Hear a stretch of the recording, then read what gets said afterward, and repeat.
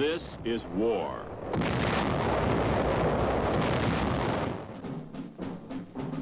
War and its masses. War and its men.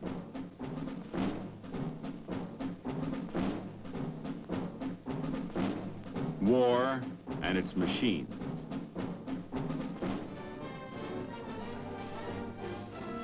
Together they form the big picture.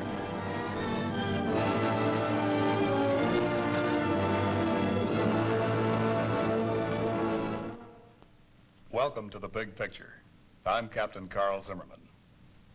The Big Picture is a report to you from your Army, an Army committed by you, the people of the United States, to stop communist aggression wherever it may strike. The Big Picture traces the course of events in the Korean campaign through first-hand reports of our combat veterans and through film taken by combat cameramen of the armed forces produced by the Army Signal Corps. These are the men who daily record on film the big picture as it happens, where it happens. Today, our big picture will show the United Nations forces counterattack against the Red Spring offensive. You'll see our troops advance in spite of the spring mud and rain, with support from our air, artillery, and naval forces.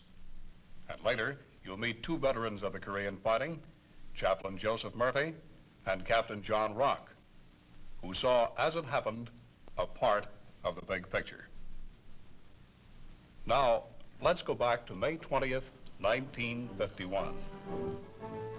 By 20 May, the second phase of the Red Spring offensive has been thrown back along the entire front, with the last gap closed on the eastern front near Hangyi by 24 May, near Munsan, commuting to each of the conferences at Kaesong. On 21 July, the Communists request a recess in the peace negotiations. It has become apparent by this time that the Reds are staging a buildup of force above the neutralized Kaesong area. However, during this period, only minor changes occur in the Korean battle line as action is confined to patrols and minor forces crack the heavy Red defenses in their so-called Iron Triangle, taking Kumwa and Chorwon and advancing north to Pyongyang. During the week 13 to 20 June, the Communist air power becomes more aggressive, but suffers heavy losses to the UN air arm. During this period, the line undergoes minor changes as the ground phase subsides to patrol action and sporadic encounters.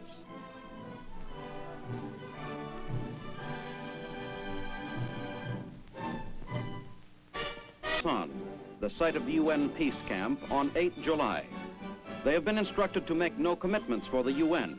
They are limited to establishing an agenda for future talks and to assuring safe conduct to UN delegates during the armistice meetings. They are empowered to come to agreement on what is to be discussed, to make it clear to the Communists that the armistice talks must take up military matters only. With this program and these limitations clearly understood, the helicopter bearing the general's representatives takes off from Munsan.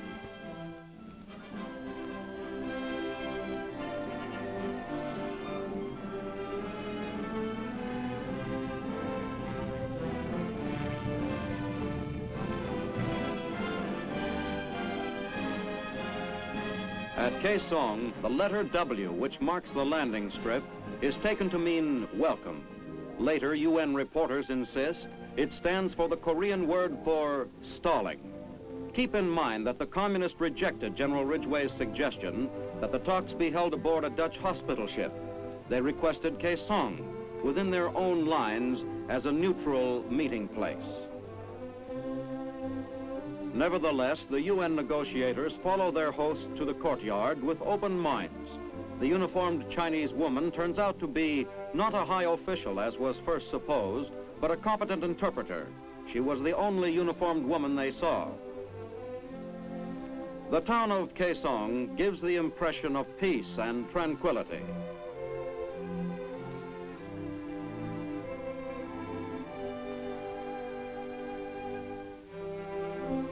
Early pictures of the Conference on Agreement reveal nothing of the tension that prevails, of the long arguments over simple matters of procedure. nor do the UN representatives return to Munsan with much that is significant for the waiting reporters. Their attitude, their poker faces, seem to say only, wait and see. But it was later learned that during that first conference, and the one of 11 July, the communists took pictures of UN representatives being stopped at roadblocks by armed Reds. Those pictures, widely distributed throughout Asia, suggested that vanquished UN forces were seeking peace from their victorious enemy. Totally unaware of this, Admiral Joy leaves Munsan for his first meeting with the North Koreans and representatives of the Chinese communists, who have given up the pretext of being volunteers and do most of the talking.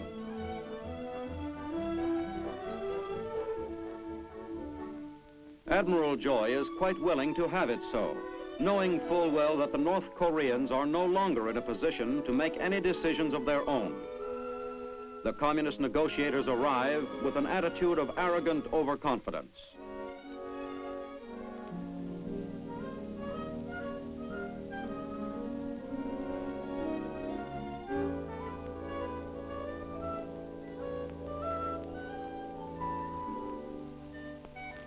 Even while the first armistice talks begin, armed Reds are in evidence within the very shadow of the conference room. True, no guns are drawn, nobody gets hurt.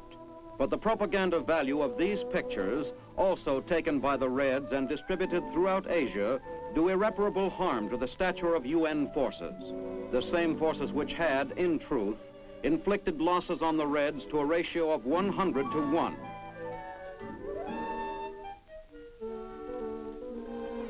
However, the first conference ends without incident, without too much friction, but certainly without decision. Admiral Joy could only say the talks would continue so long as there was the slightest hope for agreement.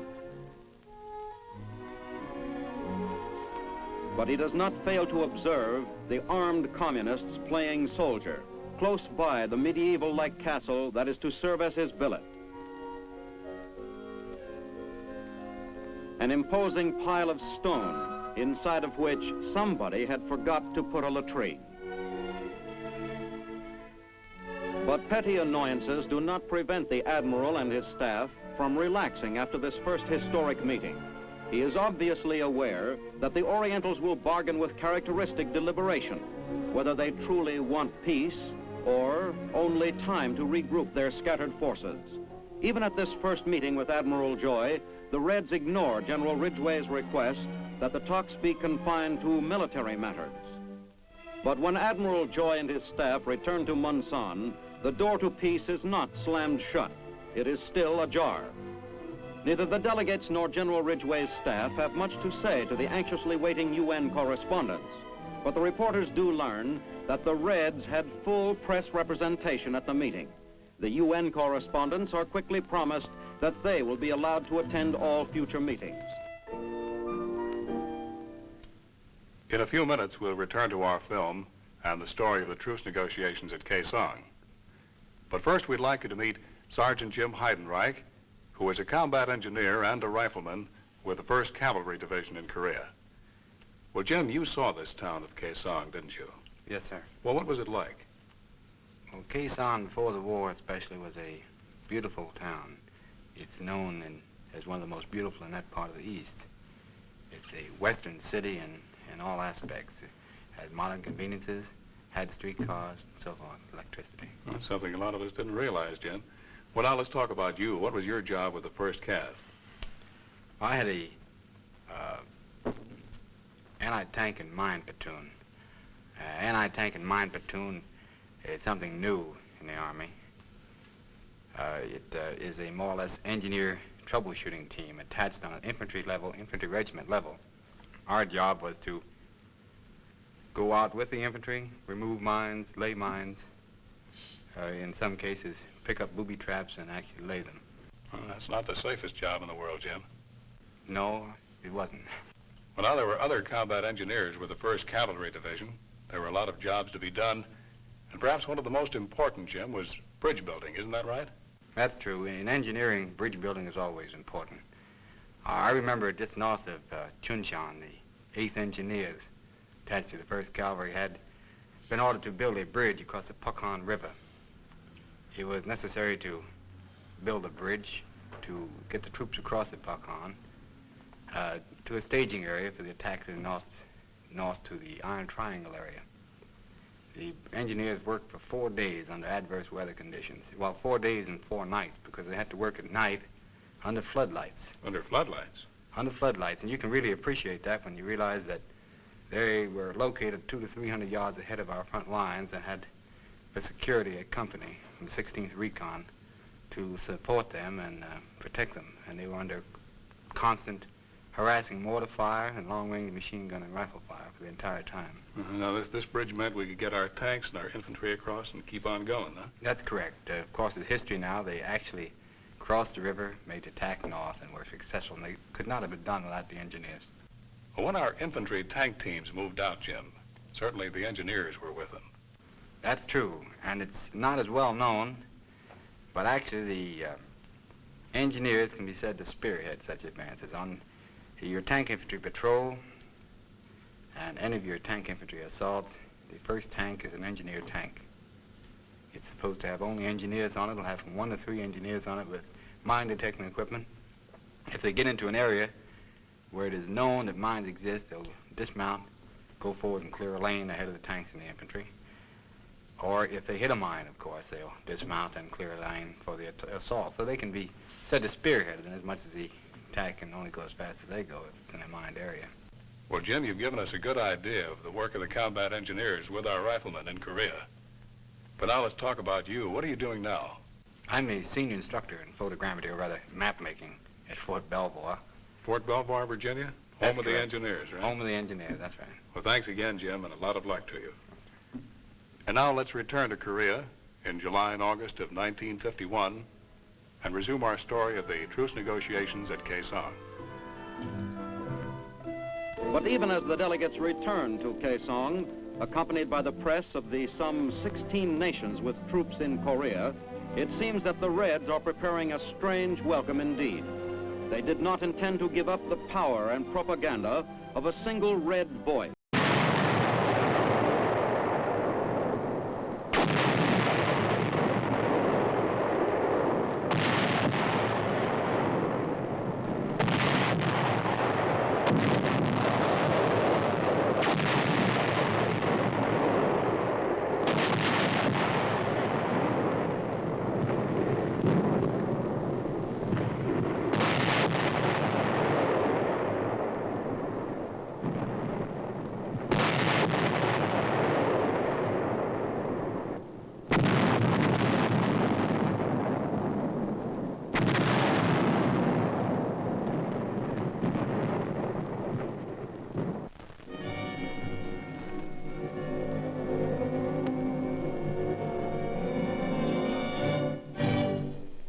As Allied units move northward, strong emplaced positions are constructed to fend off any Red counterattacks. The men await the order to press on and maintain contact with the retreat.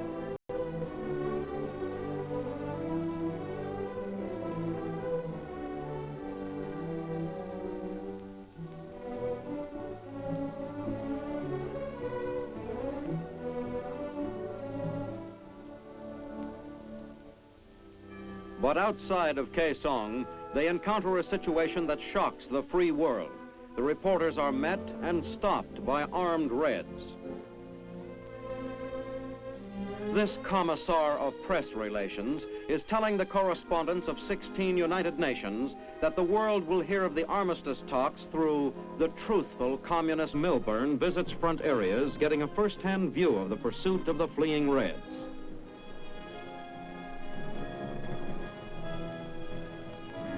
The men jump off, continuing their part of the Allied counterattack.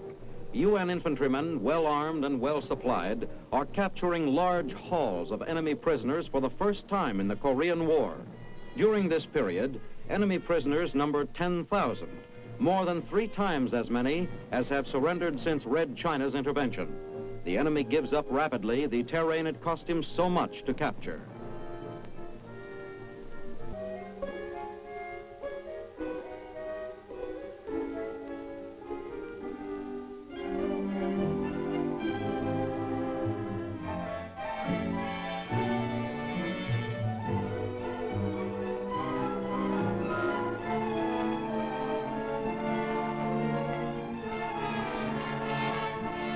They promptly make their report to General Ridgway of the high-handed treatment they had received at Khe Sanh.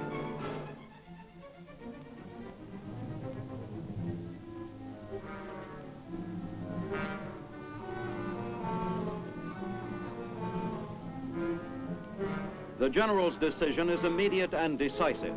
Within a short period of time, the world was receiving General Ridgway's ultimatum from the lips of his aide, General Allen.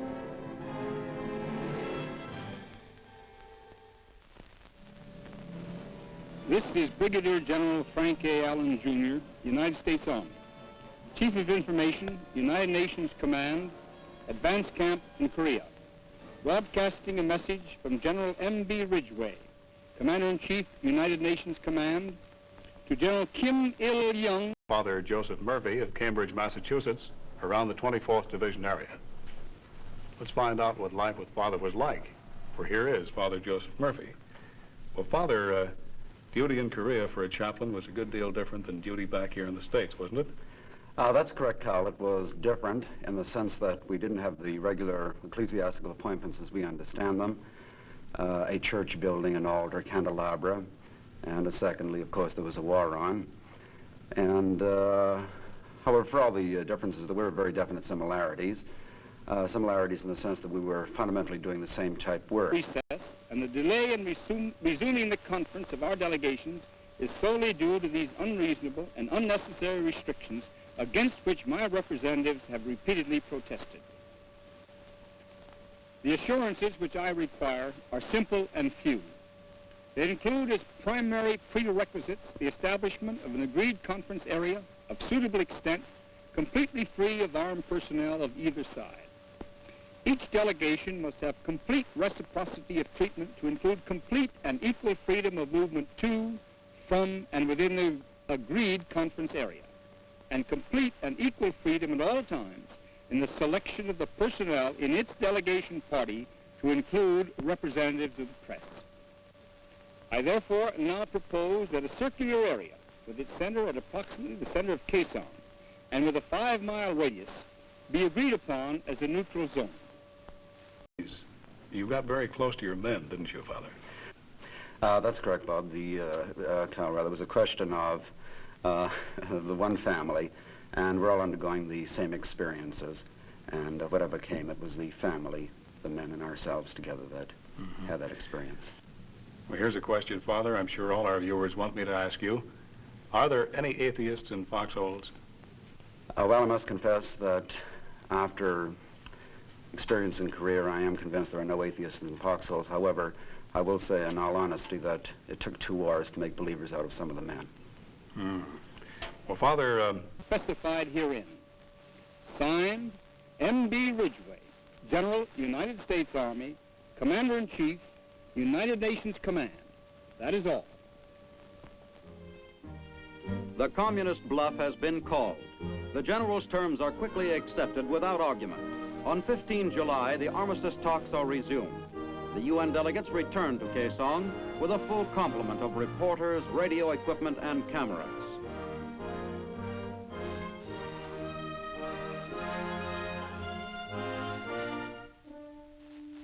No place was too small, no place was too bombed out, not to be utilized for a religious service. many times, Father, you held these services under fire, didn't you? Yes, Carl, occasionally we did. And to take care of those situations, I used to have an artillery spotter present at the Mass. At the conclusion of the Mass, the priest turns to the congregation. He says in Latin, "Ite missa est," which means the Mass is finished. Well, now during our Masses in Korea, the artillery spotter adapted himself to the Latin usage, and if there was any incoming artillery during the course of the Mass, he would immediately yell out, "Ite missa est," which meant for him. But though the UN correspondents now have freedom of activity, they are hard put to keep busy during the days of 15 to 21 July. The conference produces little that is newsworthy. There is, however, one happy result. For the first day within 53 weeks of fighting, 24 hours pass in which not one U.S. soldier is killed. It seems evident now that at least the communist reporters and cameramen are ready and anxious to be friendly. another conference ends with the Reds insisting that the military demarcation line must be at the 38th parallel, and they insist on discussing political matters that must be left to the UN Assembly. The Communists have given the UN negotiators assurance of complete freedom of movement within a half-mile radius of the conference building and in the neutral corridor from Munsan. Telephone communications are set up from Kaesong to the Munsan peace camp.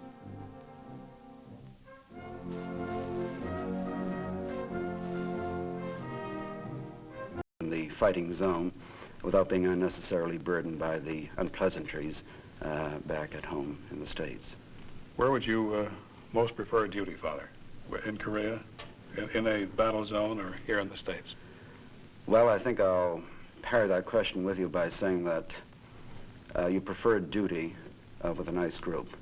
In other words, what makes a place pleasant or what makes a place unpleasant is not the geographic location, but the crowd that you're with. That's all the difference in the world. Thank you, Father Murphy. Now let's go back and see the fighting as of May and June of 1951 in Korea. An air-ground liaison